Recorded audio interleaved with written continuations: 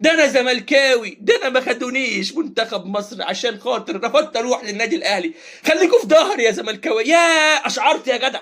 هل انت عايز دوت مثلا نسيبه وناخد مصطفى محمد المنتهي؟ حاجه اسمها الكارت الذهبي، تعطى كل موسم لفرقتين، واللي يختارهم الاتحاد الافريقي لكرة القدم. هيكون مهاجم مونديالي تم اختياره في قائمة منتخب مصر لكأس العالم 2026 في أمريكا. انت قدام لاعب نموذج للنادي الأهلي الفترة القادمة. مصطفى محمد بقى لاعب منتهي، فهو يعمل ايه؟ يحاول بقى يكسب الشو على حس مين؟ على حس جماهير الزمالك الغلبانه. فعلا شفت زملكاوي حبيبنا، ده مختلف، ده غير، والله ولا غير ولا نيله.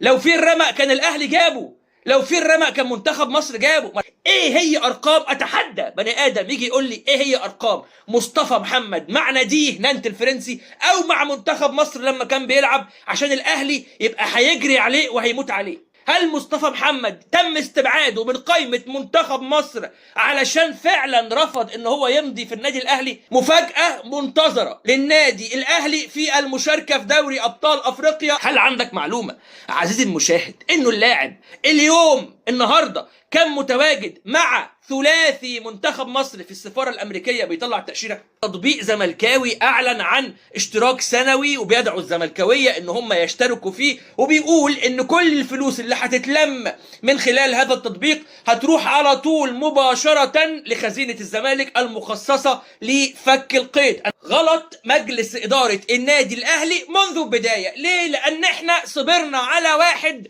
هو اصلا ملوش اي هدف في اي حاجه غير ان هو يلم القرشينات، هو ووكيله فراس علي. الحقيقه اللي حصل مع تراب حاليا بيبين وبيبرز فشل مجلس الاداره اللي احنا كنا بنتكلم عليه قبل كده. تراب بيرفض الرحيل عن النادي الاهلي، ووكيله فراس علي بيرفض ان هو يمشي الموضوع غير لما ياخد مبلغ 350 الف يورو قيمه العموله بتاعه الموسم الجديد. المفروض اللي كان يحصل انه النادي الاهلي كان يفسخ التعاقد مباشرة اول ما يلاقي الدنيا بتبوظ، بعد كده يا باشا منك ليه للمحاكم. انما اللي بيحصل دلوقتي مع يسترب ده اكبر دليل انه الراجل دوت مش هيعديها على خير. النادي الاهلي مصدوم، حرفيا مصدوم. تخيل لما بيعرض عليه شرط جزائي 3 شهور بالاضافه كمان لشهرين زياده، يعني 5 شهور، وفي الاخر برضه هو اللي يزمزق وهو اللي يرفض ويقول لك لا والله عمولة الوكيل بتاعي كمان 350 الف يورو، وبعد كده فكر في الرحيل. ايه الكلام ده يا جماعه؟ يا جماعه عادي جدا، عادي جدا لما نادي عليه ديون بتتكلم تقريبا في 7 مليون دولار. تطبيق زملكاوي اعلن عن اشتراك سنوي وبيدعو الزملكاويه ان هم يشتركوا فيه، وبيقول ان كل الفلوس اللي هتتلم من خلال هذا التطبيق هتروح على طول مباشره لخزينه الزمالك المخصصه لفك القيد. انا شايف انها حركه ذكيه جدا، حركه ممتازه، واتمنى من كل قلبي ان كل الزملكاويه يشاركوا في هذا الامر. النادي الاهلي في حاجه اسمها الكارت الذهبي حاليا بتدرس في الاتحاد الافريقي لكرة القدم مبدئيا كده.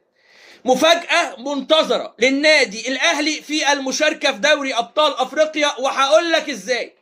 دلوقتي انت عندك سبونسرز وعندك معلنين وعندك شركات راعية هي اللي بتدي الفلوس وهي اللي بتصرف اصلا على الاتحاد الافريقي لكرة القدم وعلى بطولة دوري ابطال افريقيا، وهم اللي وصلوا الجوائز للارقام الضخمة دي. بتتكلم في 6 مليون دولار كل سنة بتتحط للفايز. طيب ايه الجديد او ايه اللي حصل؟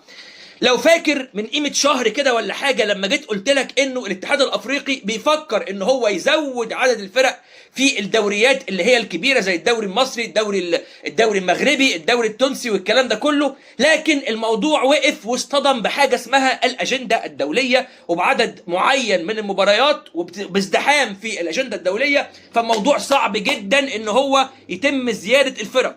طيب فالموضوع دلوقتي دخلوا في سكة تانية خالص، وهقول لك ايه هي. حاجة اسمها الكارت الذهبي، تعطى كل موسم لفرقتين، واللي يختارهم الاتحاد الافريقي لكرة القدم. طيب مين الفرقتين هذا الموسم المرشحين ان هم يشاركوا في دوري ابطال افريقيا عن طريق الكارت الذهبي؟ النادي الاهلي ونادي اتحاد العاصمه الجزائري، بحكم ان اتحاد العاصمه الجزائري احرز بطوله الكونفدراليه، ولكن على الرغم من احرازه لبطوله الكونفدراليه الا انه لن يشارك في دوري ابطال افريقيا. ليه؟ لان في مركزه في جدول ترتيب الدوري الجزائري متاخر. ده بالنسبه لاول كارت. طب تاني كارت يعطى لاعلى تصنيف، واعلى تصنيف في الاتحاد الافريقي لكرة القدم اخر 5 سنوات هو مين؟ النادي الاهلي. فبالتالي انت قدام خطة بيتم تجهيزها وهيتم الاعلان عنها قريبا لاول مرة في تاريخ الاتحاد الافريقي لكرة القدم، انه يشارك في دوري الابطال النادي الاهلي او اي نادي اخر عن طريق شيء اسمه الكارت الذهبي. لم يغب النادي الاهلي من 2003 حتى وقتنا هذا عن دوري ابطال افريقيا. شيء صعب جدا على النادي الاهلي وعلى جماهيره وعلى الاتحاد الافريقي لكرة القدم اللي هيغني ويلطم ظلموه، لان مش هيبقى عنده تمويل، مش هيبقى عنده سبونسرز. ايه اللي حصل مع أقطاي عبد الله؟ الدنيا ماشيه ازاي مع أقطاي عبد الله يا جماعه؟ اللاعب دوت اولا صغير في السن، ثانيا كسر الدنيا مع نادي انبي هذا الموسم، ثالثا هيكون مهاجم مونديالي تم اختياره في قائمة منتخب مصر لكأس العالم 2026 في امريكا. انت قدام لاعب نموذج للنادي الاهلي الفترة القادمة. أقطاي عبد الله صاحب ال 23 سنة ان شاء الله هيكون لاعبا في النادي الاهلي، ولكن هناك عائق. خلينا اتكلم معاك ايه هو العائق. بص يا باشا، الاستاذ المحترم ايمن الشريعي الدنيا معاه ماشيه ازاي او بيفكر في ايه؟ لما الاهلي تفاوض مع نادي انبي بعد ما خلاص سال الاول اللاعب رايك ايه في الانضمام للاهلي، ورحب بشكل كبير جدا، بل بالعكس وتمنى الانضمام وارتداء تيشيرت النادي الاهلي، على طول فورا النادي الاهلي راح علشان يتفاوض مع المحترم ايمن الشريعي. فالاهلي اصطدم برقم 75 مليون جنيه، 75 مليون جنيه مقابل انتقال اللاعب أقطاي عبد الله للنادي الاهلي. النادي الاهلي دفع كام في عمرو الجزار؟ معلش خليك معايا واحده واحده، عشان لما انا هاجمت اداره النادي الاهلي على الرقم اللي دفع في عمرو الجزار الناس زعلت. وليه؟ ما براحتنا والعرض والطلب. قلت لك يا باشا ده مش هيأثر على عمرو الجزار بس، ولا هيفرق مع عمرو الجزار بس، ده هيفرق بعد كده في تفاوض النادي الاهلي مع اي لاعب عايزه من الدوري المصري. فلما انت تدفع في عمرو الجزار 60 مليون جنيه يا باشا في لاعب ما سنطرش كوره واحده من ساعه ما جه حتى وقتنا هذا، فطبيعي ومنطقي وبصراحه يبقى يعني غلبان لو عمل غير كده ايمن الشريعي. طبيعي ومنطقي ان ايمن الشريعي يطلب 75 مليون جنيه، طبيعي ومنطقي. ما انت دفعت 60 مليون في لاعب اصلا ما لمسهاش عندك. النادي الاهلي على المقابل الثاني قال ان هو مقدم عرض ب 30 مليون جنيه لضم اللاعب والمهاجم أقطاي عبد الله اللي هيكون ليه مستقبل كبير جدا. وصدقني ده ابو تريكه اللي جاي. النادي الاهلي بيقدم عرض ب 30 مليون جنيه للايمن الشريعي عشان ينضم اللاعب، بالاضافه لامتيازات اخرى. يعني اللاعب لو احرز ما عرفش يكمل الاهداف ياخد الانبي ياخد كذا، لو اللاعب احرز كام بطوله مع الاهلي الانبي ياخد ما عرفش مبلغ. لكن كل هذا الكلام رفضه شكلا وموضوعا ايمن الشريعي، وانا بقول لك عنده حق. احنا اللي عملنا كده في نفسنا، احنا اللي جبنا صفقات تسوى 5 و7 مليون زي عمرو الجزار دفعنا فيها 60 مليون من غير اي تفكير او اي وعي اطلاقا. لكن خلينا اقول لك ان الموضوع ممكن يرسى على 50 او 45 مليون، ده يعني اقل حاجه ممكن يرسى عليها لاعب، بالاضافه لبعض الامتيازات اللي ممكن توصل الصفقه ل 70 مليون زي ما هو عايز، ولكن هتكون مقرونه بامتيازات معينه لو اللاعب حقق ارقام جيده مع النادي الاهلي. خلينا اخش معاك سريعا بقى على قائمه منتخب مصر لان مش فيها مفاجآت. لا لا لا، الموضوع يتخطى قصة المفاجآت، ده فيها انقلاب بالمعنى الحرفي. ناس كانت ضامنة بنسبة 100% انها تكون متواجدة في كأس العالم مع منتخب مصر، وفجأة اكتشفوا ان هم خارج منتخب مصر وخارج المونديال. خد بالك دي قائمة نهائية مش قائمة مبدئية زي ما بيتقال، دي قائمة منتخب مصر النهائية. ليه بقول لك انها نهائية؟ لان القائمة عبارة عن 27 لاعب. في كاس العالم والفيفا عايزين القائمه تكون 26 لاعب، يعني القائمه دي كلها هيخرج منها لاعب واحد فقط بعد مباراه مصر وروسيا يوم 28/5 القادم. هيخرج منها لاعب واحد فقط. القايمه عباره عن ايه؟ متقسمه كذا جزء. اول جزء هو المحترفين، 9 محترفين: محمد صلاح، عمر مرموش، حمزه عبد الكريم، حمدي فتحي، رامي ربيعه، نبيل عماد دونجا، ابراهيم عادل، هيثم حسن، محمد عبد المنعم. 9 محترفين انضموا لقائمة منتخب مصر. 8 لاعبين من النادي الأهلي: مصطفى شوبير، محمد الشناوي، محمد هاني، ياسر إبراهيم، مروان عطية، زيزو، تريزيجيه، وإمام عاشور. 8 لاعبين انضموا لقائمة منتخب مصر. عندك كم لاعب من الزمالك؟ 3.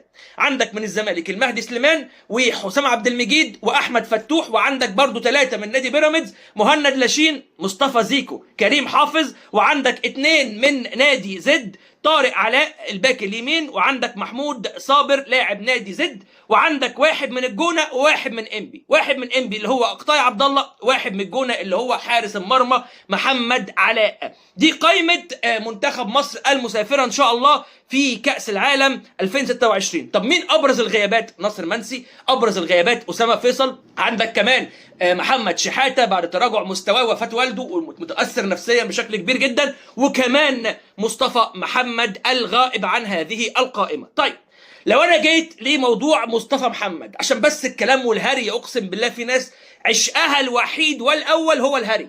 هل مصطفى محمد تم استبعاده من قائمة منتخب مصر علشان فعلا رفض ان هو يمضي في النادي الاهلي؟ طب ما تخلينا ناخد الموضوع من اوله ونعرف الدنيا ماشيه ازاي. الكلام طلع على ايه يا باشا؟ بعض الصحفيين اللي الحقيقه كانوا مصدر ثقه بالنسبه لي، لكن طلعوا قالوا كلام غريب وعجيب. قال لك انه طلب من مصطفى محمد انه هو يطلع تاشيره امريكا من فتره، واللاعب طلع بالفعل تاشيره امريكا من فتره، وتم ابلاغه ان هو في منتخب مصر، وبعديها تفاجئ اللاعب انه خارج قائمه منتخب مصر. حلو يا عم، انا اشتريت منك الكلام دوت. حلو. هل عندك معلومة عزيزي المشاهد انه اللاعب اليوم النهاردة كان متواجد مع ثلاثي منتخب مصر في السفارة الامريكية بيطلع التأشيرة؟ منين طلب منه من فترة وبالفعل راح طلع التأشيرة، ومنين النهاردة كان موجود في السفارة الامريكية بيطلع تأشيرة امريكا مع باقي زمايله في منتخب مصر اللي هم الثلاثي نبيل عماد دونجا ومحمد عبد المنعم واقطاي عبد الله؟ الثلاثي دوت مسافر اوريدي، فطبيعي ان هو يروح السفارة الامريكية يطلع التأشيرة. لكن ايه سر وجود مصطفى محمد اليوم في السفاره الامريكيه وهو عارف كويس قوي ان هو مش مسافر؟ ولو بالفعل كابتن حسام كان قايل لمصطفى محمد انت معانا وطلع التاشيره، طب يطلعها النهارده ليه؟ ما هي خلاص القايمه تم اعلانها. عشان تعرف ان الهري على السوشيال ميديا بقى بص بلح بالمهلبيه. ضيف على كده كمان انه الكابتن حسام حسن بيتم اتهامه انه تراجع عن ضم مصطفى محمد علشان رفض ان هو يوقع للنادي الاهلي. قسما بالله العظيم، قسما بالله العظيم، مصطفى محمد دوت مع كامل الاحترام لشخصه لو ب2 جنيه ونص انا ما اشتريه، لو بنص جنيه انا ما اشتريه.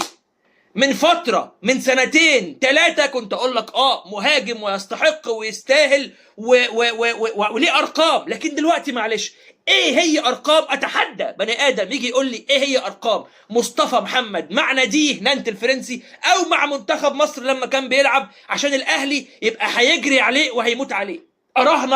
اراهنك اي حد لو دخل دور على ارقامه هيتكسف ان هو يقولها، انها مش ارقام مهاجم، دي ارقام مدافع سواء مع منتخب مصر او مع نانت الفرنسي. فباي اساس بمنطقك كده وبذكائك يعني الاهلي هيروح معاه ليه؟ هل انت يا غلبان يا طيب ما تعرفش ان دي كلها اشتغاله لحضرتك؟ اللاعب كده كده خد بالك في وقت من الاوقات كان موافق ان هو يجي النادي الاهلي في كاس العالم للانديه، تمام؟ وقال لك انا ما عنديش مشكله اسافر مع النادي الاهلي في كاس العالم للانديه ولكنها تكون اعاره لمده شهر، تمام؟ على قد الفتره بتاعه كاس العالم للانديه. يعني اللاعب نفسه اصلا ما كانش عنده مشكله للانضمام للنادي الاهلي، لكن حاليا ارقامه حرفيا تكسف. اصلا ما بيلعبش مع نانت اساسي، ولما بينزل كل فين وفين. مصطفى محمد بقى لاعب منتهي، فهو يعمل ايه؟ يحاول بقى يكسب الشو على حس مين؟ على حس جماهير الزمالك الغلبانه.